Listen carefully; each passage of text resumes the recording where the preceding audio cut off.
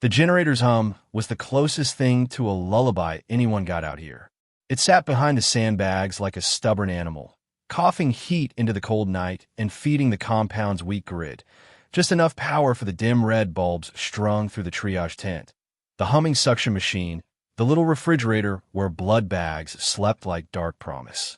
Inside, the field hospital ran on soft rhythms. Boots on packed dirt, latex snapping, the quiet discipline of hands doing work that didn't get applause.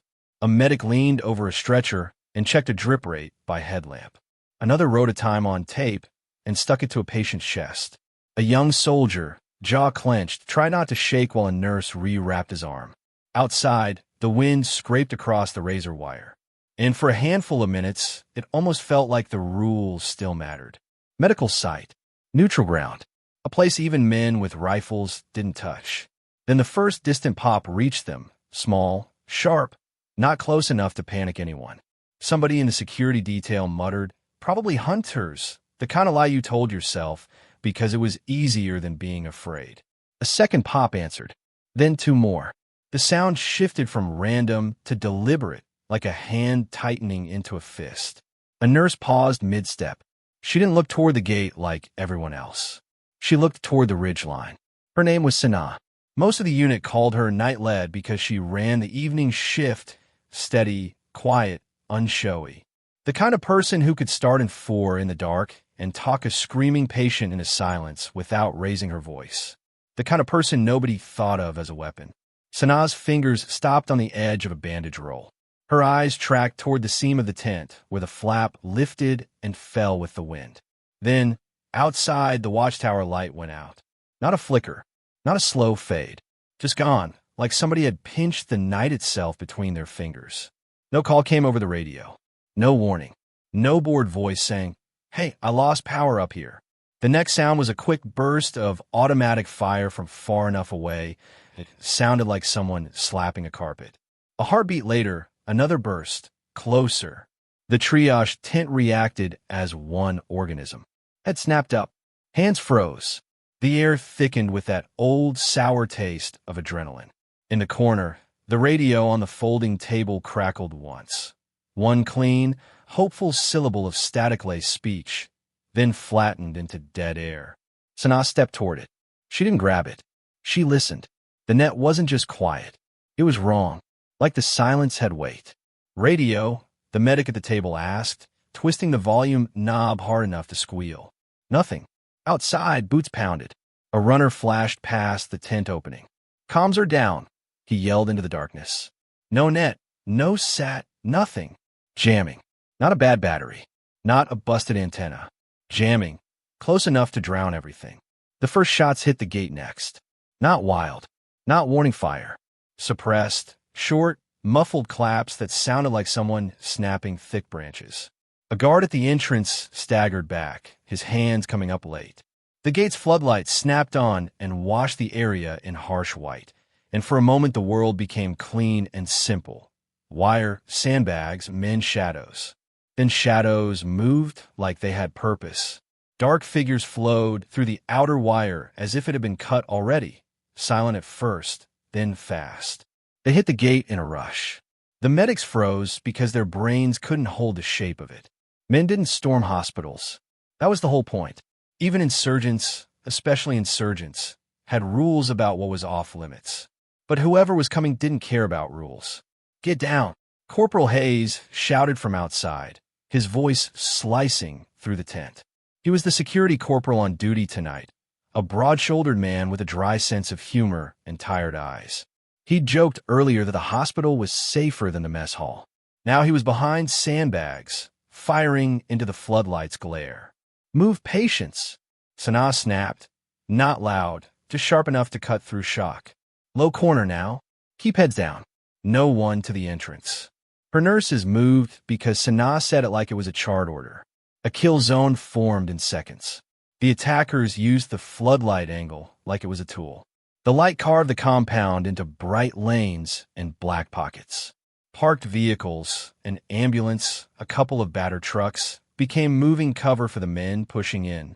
The security detail, thin as it was, got funneled toward the ambulance line where the light and the vehicles forced them into the same narrow strip of ground. Crossfire geometry. Anyone who stepped into that lane was outlined and doomed. A guard tried anyway. He broke from sandbags to reach the ambulance, maybe to grab a different angle, maybe to be brave. He made it 3 strides. A round hit him and spun him sideways. He hit the dirt and didn't get back up. Blood spread under him like a dark stain someone was trying to wipe away with a rag. Panic rose, fast, contagious. "Man down," someone shouted. 2 medics started forward without thinking. "Stop," Sanaa barked. "You'll die out there. Drag line, use the truck." Her voice snapped them out of it.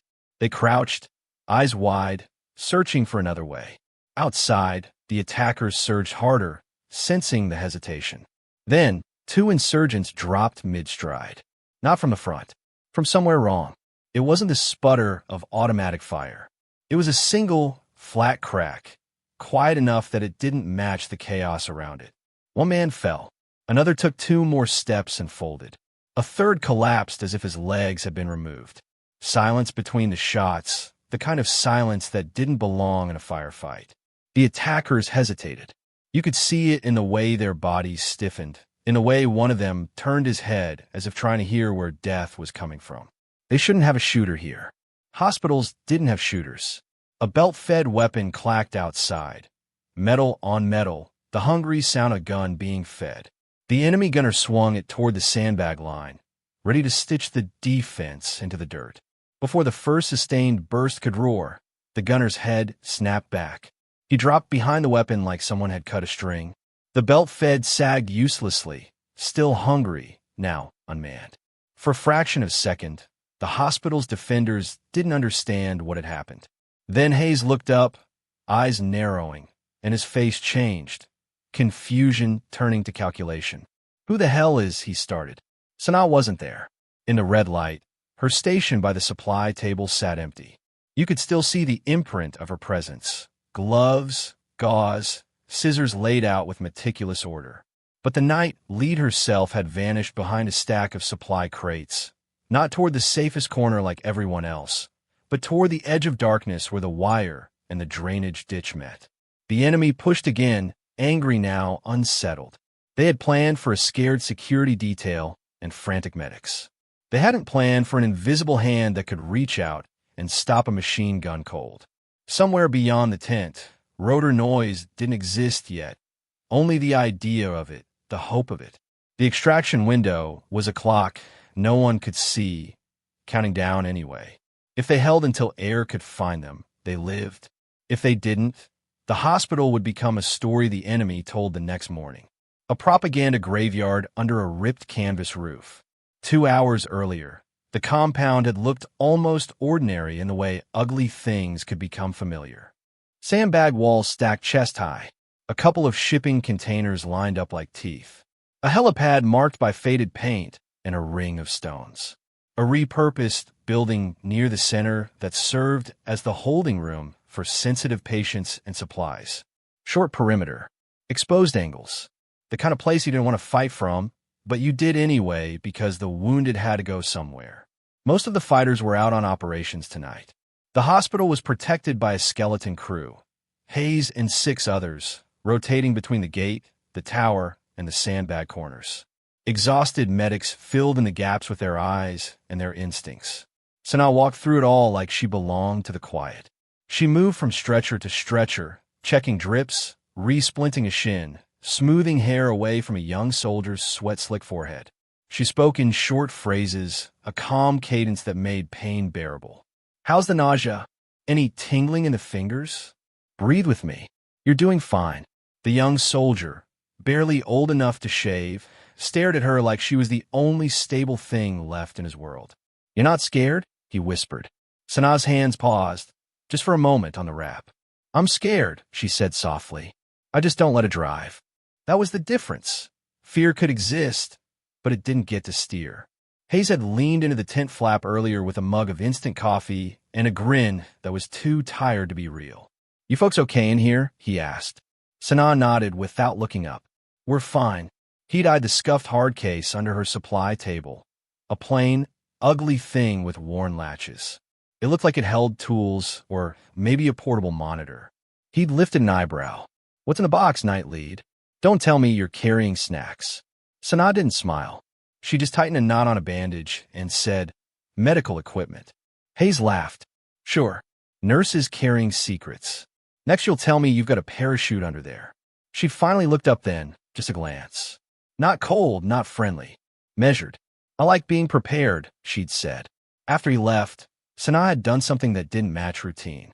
She'd walked to the tent's outer edge and repositioned a work light so it cast a softer angle toward the interior wall, leaving the entrance dimmer. She'd moved a stack of crates to clear a narrow corridor line of sight between the supply row and the inner wall. A medic had watched her and frowned. "Why are you doing that now?" "Because if we have to move people fast," Sanaa said, "I don't want anyone tripping over clutter." It sounded like normal caution, but it wasn't normal to clear a lane that also happened to be out of direct view from the gate. Sanaa noticed small things the way some people notice thunder. The tent flap fluttered, and she could tell the wind had shifted. The generator sputtered, and she counted the seconds between coughs as if the pattern mattered. She glanced up at the ridge line above the compound and held it in her memory like a map. Cold air, moonlight broken by thin smoke haze from a distant burn pit. The ridge. The drainage ditch behind the supply containers. Dry for now, shallow but long, running like a scar along the backside of the compound. Earlier that day, a casualty wave had rolled in, wounded from an ambush on a nearby route. Bullets didn't pick targets. They tore through flesh without care. The medics had patched and stitched and clamped until their fingers cramped. Those casualties were proof the enemy wasn't just present. They were organized. During the brief shift change, a lieutenant from the operations side had slipped into the medical tent and spoke quietly to Hayes. "Sensitive patient in holding tonight," the lieutenant said, voice low. "If anything happens, he doesn't leave this compound. Understand?" Hayes' jaw had tightened. "Who is he?" "Captured comms tech," the lieutenant said. He flipped. "Says he can identify their route network and who's been supplying them. If they take him back, we lose the intel and they make a spectacle." Hayes nodded once, and his hand went unconsciously to his radio. "Copy." Sanaa had been close enough to hear. She hadn't looked up, but her shoulders had gone still, like a door quietly locking. The radio relay, everyone knew, was finicky. Old gear, patched together, dependent on a mast that liked to act up when the wind hit it wrong. If it went down, the hospital was blind and alone until air could find them by guess and prayer. After midnight, Sanaa had stepped behind the supply table and touched something hidden under her scrub jacket, a small tag on a chain. Not jewelry, not sentimental, a simple piece of metal. She held it for 2 seconds, then let it fall back against her chest, tightened her hair, rolled her sleeves, adjusted her boots as if she were about to walk a long distance. Then she heard it, a faint metallic clink, not inside the tent, outside, near the back perimeter, like a tool touching wire. Sanaa's head turned. Her eyes tracked toward the drainage ditch behind the containers. A medic noticed her pause. "What is it?" Sanaa listened again. Nothing. The night swallowed sound like it was hungry. She didn't announce anything. She didn't run to Hayes shouting alarms. She just quietly moved a trauma kit closer to the inner wall and told a young medic, "If the perimeter collapses, you drag patients here first. Don't argue. Just do it." The medic blinked. "Why would the perimeter?" "Just do it," Sanaa repeated, calm as a pulse check. When the generator lights flickered, one brief dip that made the red bulbs tremble, Sanaa's hand rested on the scuff case as if it were an anchor. Like a starting pistol nobody heard. Now the starting pistol had fired, and the compound was on the edge of becoming a massacre. Outside the triage tent, the firefight had teeth. The security detail returned fire in short bursts, trying not to shoot through canvas and into their own patients. Hayes was on his knees behind sandbags, jaw clenched, eyes scanning for angles that didn't exist. "Tower's dead," someone shouted. "No eyes on the north." "Radio's gone," another voice answered, furious. "I can't raise anyone." The handhelds hissed and died. The satellite link wouldn't lock. Even the backup channel was smothered. Jamming, portable, close, intentional. Smoke drifted in from upwind where the enemy had ignited a trash pit. It wasn't enough to blind the whole compound, but it softened the world, turned edges into ghosts. Moonlight became a gray veil. Two enemy teams revealed themselves by the way the fire moved. One suppressed from a notch along the ridge line, firing down into the compound with discipline. The other pushed through the outer wire along the parked vehicles, using metal and shadow like shields. The defenders were pinned behind sandbags with no clear line to the gate. Any attempt to peek got snapped at by accurate fire. The hospital wasn't being attacked like a random target. It was being shaped. Herded. A medic sprinted toward a patient litter near the ambulance and got clipped, round tearing through his shoulder. He stumbled, hands slick with blood, and fell behind the vehicle's tire, breathing like he'd swallowed fire. Sanaa's nurses dragged him in, tourniquet already in hand. Ammo began to thin. You could hear it in the way the security details' bursts shortened, in the way men hesitated before firing like each round had suddenly gained weight. Then a perimeter floodlight popped. Glass exploded.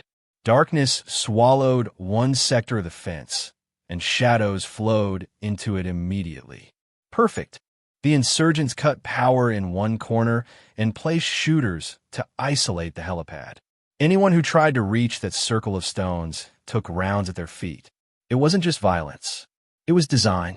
A shoulder-fired round slammed into a barrier near the triage tent. The explosion was blunt, brutal. Dirt and shrapnel rattled the canvas. Patients screamed. Dust filled the air with the taste of grit. Sanaa's staff instinctively ducked, clamping hands over heads. The moral constraint became a physical thing. The wounded were clustered tight, the tent crowded. Returning fire from inside risked punching through canvas and into bodies already torn open. The enemy wanted that. They wanted defenders trapped behind the ethical wall of medicine. Then someone yelled, "They're moving the detainee." The word cut through everything. The holding room was interior, hard walls, a single door. A place meant for safety. But insurgent heads snapped toward it, and their fire shifted, like the whole raid had been waiting for that cue. Sanaa's eyes narrowed. There it was. They weren't here to win a firefight. They were here to grab something and vanish before air support could arrive. A hostage, a defector, a comms tech, a propaganda trophy. Sanaa didn't waste time thinking about it. She ordered 2 medics, patients to the low corner. Now. Then she slipped behind the supply crates as if she were going to fetch gauze. Hay saw her movement and assumed she was seeking cover. He didn't follow. He couldn't. He had his own war.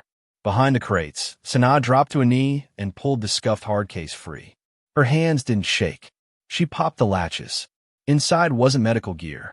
It was a compact precision rifle broken down into neat parts, dark metal and clean lines. A small optic, 2 spare magazines. A handful of carefully kept rounds in a cloth wrap. Sanaa's breath slowed. She assembled it with the same calm she used to suture skin. Motions practiced, efficient, almost gentle. Breath. Shoulder fit. Quick function check. The weapon didn't feel like a new decision. It felt like an old truth being unwrapped. She closed the case and shoved it under the crates again, leaving only what she needed. Then she moved, low and fast, slipping out of the back of the tent and into the drainage ditch shadow behind the supply containers, where the night swallowed her whole. The ditch was colder than the open air. Its sides were packed dirt and broken rock, littered with debris, old wire, scraps of metal, sharp rebar that snagged sleeves if you weren't careful. Sanaa slid into it and felt mud soak her knees. She didn't care. Inside the ditch, the soundscape changed. The gunfire above became muffled, distant, like thunder heard from inside a cave. Sanaa used that contrast like a metronome. When the enemy's bursts rose, she moved. When the bursts paused, she went still. She crawled forward, elbows biting into dirt, her rifle hugged close so the barrel wouldn't flash in the moonlight. As she passed the back perimeter, she found what she'd expected, a gap in the wire, cut clean, pulled aside. Not an accident, not desperate men crashing through. Planning. The smoke thickened, and embers drifted on the wind like orange insects. They landed on her sleeves and died, leaving tiny scorch marks. Her optic lens started to film with grime, smoke residue and dust making a thin smear that could ruin a shot. Sanaa paused under a jut of earth and wiped the lens with her sleeve, careful not to scratch it. Every second felt like a coin tossed into a well. Somewhere behind her, the compound fought for its own life. Somewhere above, the enemy was already moving toward the holding room. Sanaa crawled again until she reached a low culvert exit where the ditch narrowed and then opened into a shallow run that angled up toward the ridge notch. From here, she could see what no one inside the compound could. The ridge line was broken by a notch, a natural dip where rock and earth formed a shadowed seat. From that seat, the enemy's suppressing team had line of sight into the compound, controlling the fight like a hand on a lever. Sanaa lay still and watched. She identified roles not by uniforms but by behavior. One man didn't fire much. He pointed. He used short, sharp hand signals.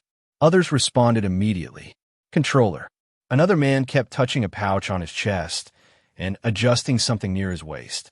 Even though jamming killed the defenders' radios, the enemy still carried comms gear. Runner. Secondary coordinator. Someone ready to take over if the controller dropped. A third carried long tubes slung awkwardly, RPG rounds. He moved with extra caution, staying back until needed. Force multiplier. Sanaa held fire. Instinct screamed to shoot at the nearest head in the notch, to start dropping bodies and feel the relief of doing something. But discipline is the work you do against your own panic. She wasn't here to win a body count. She was here to break the machine. A flashlight beam swept along the ditch edge, brief, searching. An insurgent somewhere near the back perimeter had gotten curious. Sanaa pressed her face into mud and stopped breathing for 2 beats. The beam slid past, missing her by a few feet. The sound of boots faded. Equipment wasn't ideal. She had limited rounds. No spare barrel. No room for noise or waste. She couldn't afford a sloppy shot that would reveal her position and invite a counterhunt. She crawled to the end of the ditch where rubble and a broken wall segment formed a rough climb. Not straight up. That would silhouette her against the sky. She used the wall's shadow, climbing with slow precision, feeling each foothold before trusting it. One slip would show her outline and draw fire. She reached a higher berm near a rock outcrop and found a shallow depression, enough cover to hide a body if you lay flat. From here, she could see the ridge notch and the hospital's vehicle line. Her nest. Her vantage. She settled in and let the rifle rest into her shoulder like it belonged there. In her mind, a ladder formed. Simple, ruthless. Controller/jammer. Crew serve gunner. RPG team. Leaders. She watched the enemy herd defenders with suppressive fire, steering the fight away from the gate and toward the interior building. The holding room. Her suspicion hardened into certainty. A faint rotor noise flickered on the edge of hearing. Far away, uncertain, like a memory of rescue. Air couldn't land if the helipad stayed covered. Time pressure compressed into a single question. Can she open a path before the window closes? Sanaa found the controller in the notch again. She exhaled slowly. Her first shot wasn't aimed at the loudest threat. It was aimed at the smartest one. The rifle cracked, flat, controlled. The controller's body jerked and slumped backward, as if someone had pushed him off his seat. For a split second, the ridge notch went still. Then the enemy's fire lost rhythm. Inside the compound, Hayes heard it, felt it really. The incoming rounds weren't being fed the same way. Bursts became uneven, hesitant, angry. Something changed, he muttered. His radio chirped, a brief, garbled squawk. Cracks in the blanket. Sanaa didn't watch to admire her work. She shifted her focus to the man with the pouch, the one poised to take over. The second shot came after a breath, after a micro-adjustment, after patience. The runner folded, his hand still halfway to his chest. The notch erupted in shouting. Men moved wrong. Their discipline cracked. Sanaa's heart beat hard, but her hand stayed steady. Target number 3, the RPG team. The carrier stepped forward. Try to bring the rounds closer now that chaos demanded heavier violence. Sanaa put him down first. The tubes clattered. The sound was almost comedic in the middle of murder, metal tapping rock like someone dropping tools. The launcher reached for a tube, frantic now. Sanaa waited until the launcher exposed himself. One shot. He dropped, hands empty. Inside the compound, the triage tent still shook with the aftertaste of the earlier blast. Dust floated. Patients cried, but no second rocket came. Hayes felt the difference like a door opening. "Move!" he shouted at his two nearest defenders. "Shift left. Use the ambulance as cover. Pull our wounded back." They moved because the pressure had eased just enough. The belt-fed threat that had almost owned the helipad was next. The gunner had already been dropped earlier by the mysterious hand, but another man crawled toward the weapon, desperate to revive its bite. Sanaa tracked him, timed her shot between bursts of other guns, and fired. The would-be gunner collapsed short of the weapon. The helipad's no-go lane began to breathe. That's when Sanaa saw him. Not on the notch. Slightly higher, using a small elevation point to see the whole fight. He wasn't firing much. He was watching, adjusting, pushing men like chess pieces. Calm posture. Better discipline. A commander. She felt the moment sharpen. That man was why the raid felt like geometry instead of rage. Sanaa shifted, trying to find a clean lane through smoke and rock. And the enemy adapted. They stopped rushing the compound and started hunting the shooter. Two climbers broke off from the ridge line and circled toward her berm, using darkness and the rock line. They moved low, fast, communicating with hand signals like they'd practiced this kind of counterhunt before. Then a small quadcopter rose briefly above the ridge. Thin buzz, faint in the chaos. Drone. It pivoted, searching for muzzle flash, for movement, for the pattern of death. Sanaa's optics smeared again with grime. Her magazine count was low. Heat built in the barrel, subtle. But there, the rifle reminding her she wasn't a machine.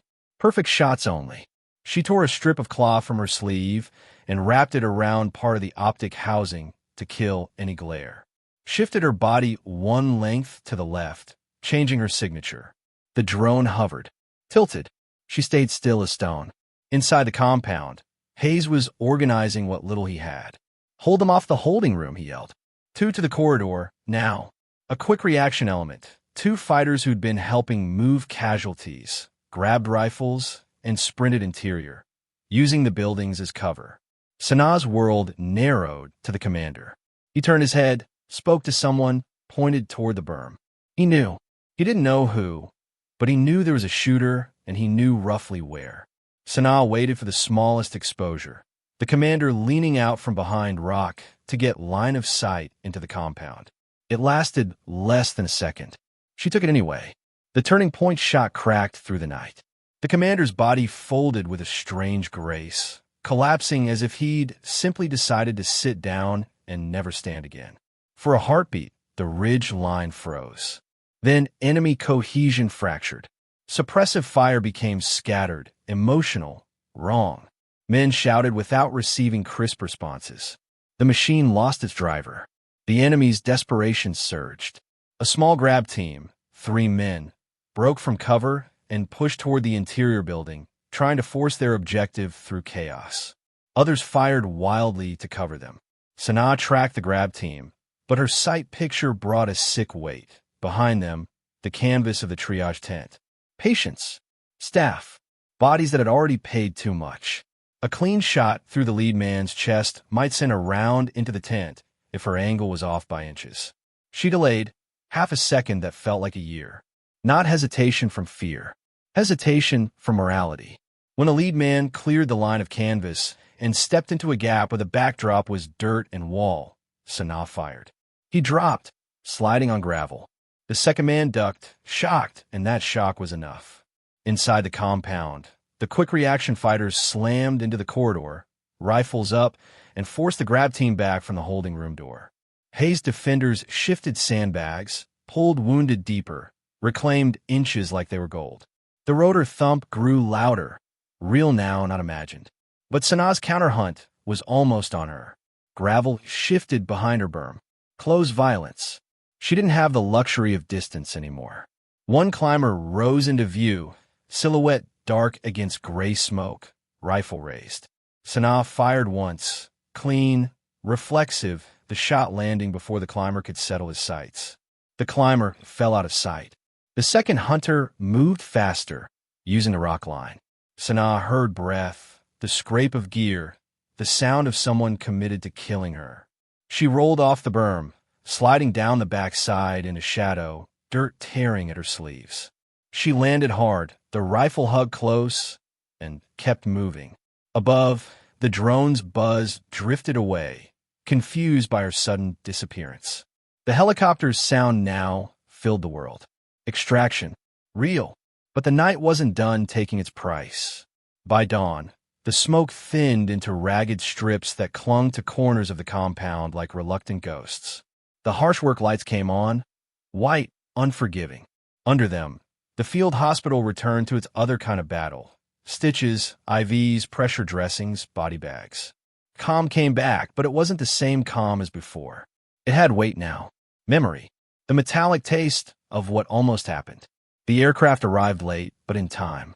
Wounded were loaded onto stretchers and carried toward the helipad where the stones were still ringed with dust and spent casings. The compound had held, barely. Hayes stood near the sandbag line during the debrief, eyes scanning the perimeter with the stunned look of a man replaying angles in his head. A lieutenant walked the ground, counting impacts, studying the ridge notch, tracing lines with his eyes. "Where did those shots come from?" he asked, not to anyone in particular. "It wasn't us," Hayes said. His voice was flat. He looked tired in a way sleep couldn't fix. "We were pinned. No angle." They all looked up toward the ridge again, as if the answer might still be sitting there. Sanaa approached quietly from the triage tent. Her scrubs were stained. Her hands were scrubbed clean, but the skin around her nails was raw from washing. She carried the rifle broken down, neat and controlled, like it was a medical tool she was returning to inventory. The lieutenant's yes narrowed. "That's—" Sanaa stopped at a respectful distance and held the rifle parts out. "I fired 12 rounds," she said, tone clinical. "No civilians. No patients hit. One near-miss risk at the triage tent line. Corrected angle before firing." Hayes stared at her like he was seeing her for the first time. "You," he said, voice rough. "It was you." Sanaa didn't look proud. She didn't look ashamed either. She looked like someone stating a fact. The lieutenant's voice hardened. "Why do you have that?" Sanaa's gaze stayed level. "Because someone has to be the last line when the rules break." A senior NCO stepped in, an older man with a face carved by years. His eyes moved from Sanaa's calm posture to the scuff case under the supply table that now sat open, empty. "You kept this here," he said. Not a question. Sanaa nodded once. "I didn't want the hospital to become a combat post. If people knew it was here, they'd rely on it. They'd act different. They'd draw fights." "Then why keep it at all?" the NCO demanded. Sanaa's jaw tightened. The first hint of emotion flickered.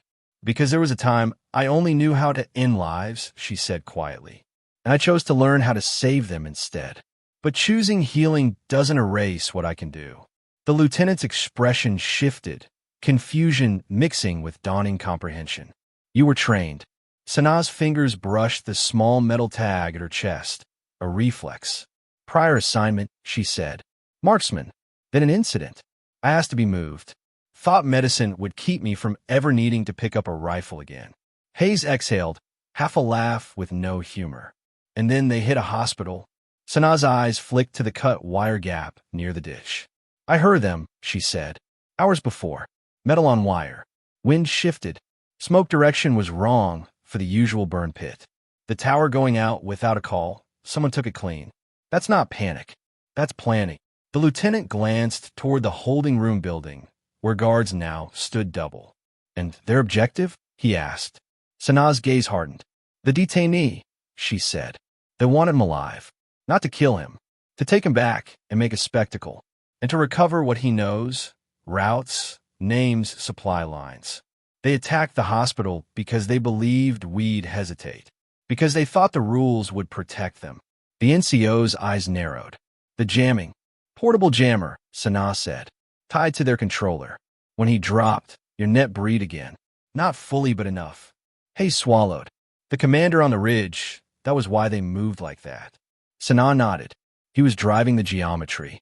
When he fell, they became a crowd." Silence settled over the group. Not awkward. Heavy. The NCO looked at Sanaa for a long moment, then at the rifle. You hid this, he said, from all of us. I hid it, Sana replied, because I didn't want anyone to think of this place as a place to fight.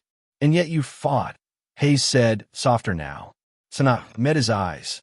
So you could keep doing your job, she said. So my nurses could keep doing theirs. For the first time, Hayes' usual humor didn't show up. He simply nodded, a small gesture like a door opening inside him. Around them, the soldiers who joked about nurses and secrets stood differently now. They didn't crowd her. They didn't ask for stories. They didn't offer praise. They just looked at her with a kind of quiet acknowledgement that felt more honest than applause.